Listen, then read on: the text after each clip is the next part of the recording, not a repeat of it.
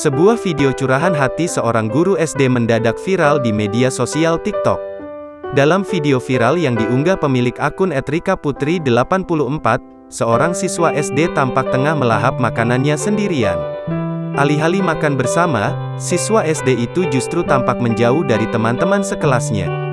Bukan tanpa alasan, ternyata sang anak takut dengan nasi, sayur dan lauk yang dimakan oleh teman-temannya. Sebab anak tersebut hanya bisa memakan mie sehari-hari, termasuk saat di sekolah. Dia anak yang takut sama nasi, sayur dan lauk hanya bisa makan dengan mie, tulis keterangan dalam unggahan video. Guru tersebut juga menjelaskan, sang murid selalu makan sendiri di bangkunya saat temannya yang lain makan bersama. Unggahan itu pun lantas menuai banyak komentar beragam dari warganet.